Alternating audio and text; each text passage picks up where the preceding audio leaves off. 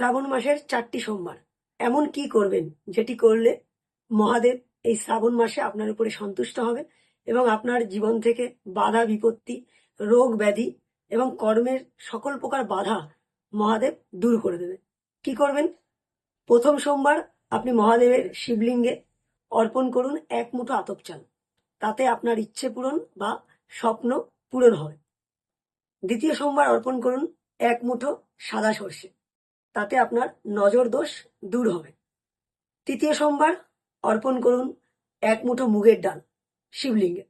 তাতে কি হবে? আপনার কর্মে সকল প্রকার বাধা দূর হবে। চতুর্থ সোমবার মহাদেবের শিবলিঙ্গে অর্পণ করুন 1 মুঠো জব। তাতে আপনার পরিবার থেকে রোগ ব্যাধি অসুখ দূর হবে, সুখ সমৃদ্ধি বিরাজ করবে।